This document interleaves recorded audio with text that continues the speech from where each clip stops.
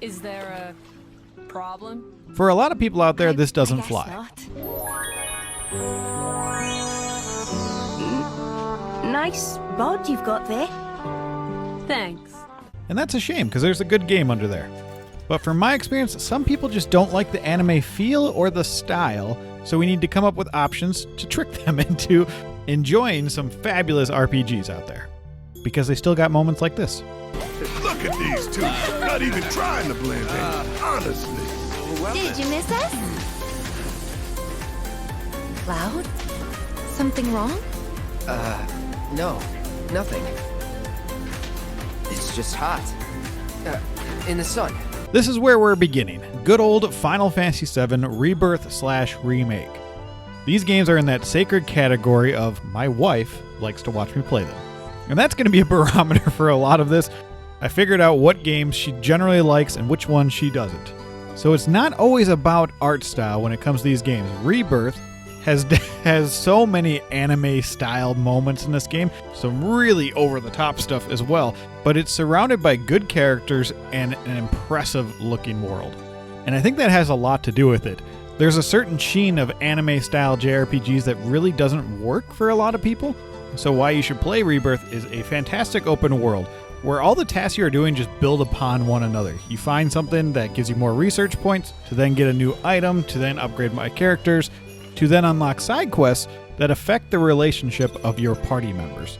So if you're looking for that date sim style game, well, here you go. You have at least one of those elements right there. Coupled with an impressive battle system that is that hybrid of turn-based and action-based. So if you're not sure what style you're feeling at the moment, you can kind of vary it up, and I like that. And come on, it's Final Fantasy VII. It seems kind of weird to recommend the game with the giant sword on the person's back. That's why we picked up those copies when we were younger, wasn't it? Somehow this game does not present anime, but it is so anime in the ways that can be hit or miss, but I think this is a great entry into this style of RPGs. Let's jump back to 2014. We have a little indie game called Child of Light. There's nothing quite like this one out there. They really went with the storybook feel on this game. The artwork is just fantastic. And if you want to draw people into the RPG genre, well, this isn't a very long game either, from an RPG standpoint. We're talking about 11, 12 hours, and if you want to get a little bit more in depth, maybe like 16-ish. So under 20 hours, you can get a full experience. You've got your crafting, you've got your skill trees, which who doesn't love some skill trees, and a very interesting battle system. That, I think, is the hallmark of this game. Usually when people talk about this game, it's either the art style or the battle system.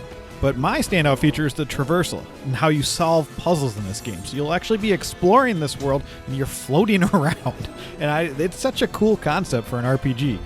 And just look at it. It's no anime style in sight. And, I love my anime games, but this is what this list is about. So go recommend this one to somebody you think needs to get into the genre. Now we're going into a game that definitely looks anime. And the reason I'm bringing this one up is because if it doesn't matter about the art style and it's more the context and the content, you have to play this one.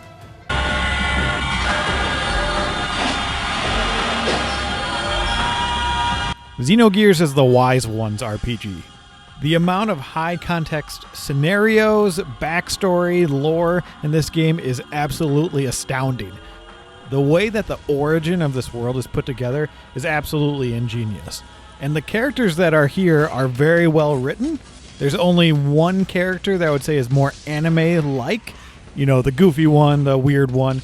This is definitely a sci-fi story with heavy religious undertones. A lot of the discussion out there is all about Disc 2 and how it's not really finished or it's rushed. And I will let you know right now, that was my favorite part about this game, so there it is.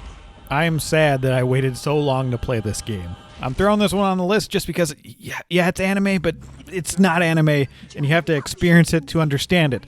Do yourselves a favor, enjoy the crazy battle system, especially the mechs. The mechs and the fuel management is such a fun little added bonus to this game, and it's actually a very integral part of this game. But you will enjoy this, I promise, especially the story. Oh man, is it good. My hands are stained with blood.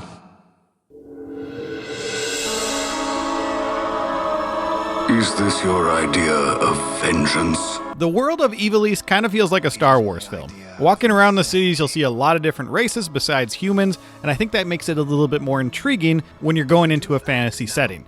From art direction and landscape environments, this is the most tame in some senses when you're comparing to other Final Fantasy games. I think it's beautiful, but if you're trying to get away from the anime-esque games, this is the perfect opportunity to jump into a very big and popular series.